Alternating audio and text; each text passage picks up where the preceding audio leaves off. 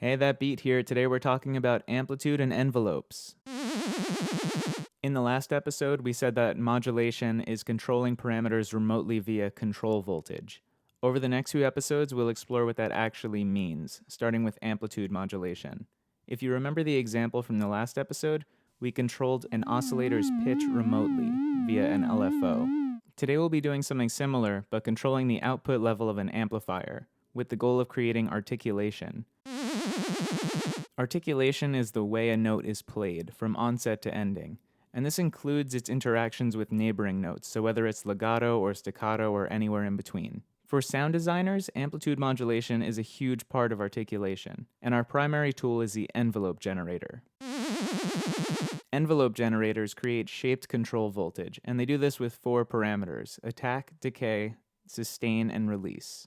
When we press a key, a simple on-off signal called a gate is generated. This gate activates the envelope and we begin the attack phase. During this phase, the signal level increases from 0 to 100% over the course of our attack time.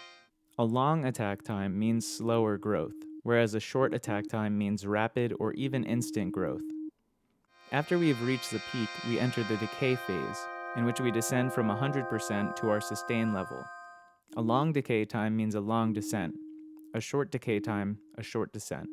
Once we've reached our sustain level, we stay there until our gate turns off, meaning until we've released the key. Once our gate is off, we enter our release phase, where we descend from our sustain level to 0. It's sort of like connecting the dots. We move from 0 to 100 to sustain level and then back to 0. And the time it takes to move from one point to the next is decided by our attack, our decay, our release, and our gate length. And speaking of our gate length, we don't want to lose sight of it because it can have some unintended effects. If we close our gate before we've reached our sustain level, we'll begin our release phase early, descending to 0 from whatever our level is when the key is released. So let's try out some different envelope shapes.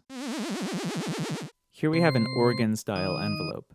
0 attack time, 0 release, 100% sustain. The note is either on or off. Here's something you might use for a plucked string. Instant attack, slow decay, 0 sustain, but nearly instant release. If you pluck a string, it immediately starts decaying to 0. You can't sustain the note. But you can also end the note instantly by muting the string, which is what our release phase represents. Here's a pad-style envelope. Long attack, long decay, long release, high sustain, between 60 and 80%. These are great for long, pensive chords. Here's a horn-type envelope, with a quick attack and fast decay for that splat sound that's typical of brass. Then a mild sustain and a fast release. Here's something you might use for hi-hats. It's like an inverted version of our plucked string. Instant attack and 0 sustain, but our decay and release are swapped. We have quick decay and long release. This allows us to hold notes for closed hats and quickly tap for open hats. When we tap the note, we skip our decay phase and go directly to the long release. We'll cover more advanced amplitude modulation in a few weeks, but first we're taking a quick detour to cover basic pitch modulation. Until then, if you like this video and want behind-the-scenes footage and bonus tutorials, support me on Patreon at patreon.com/thatbeet.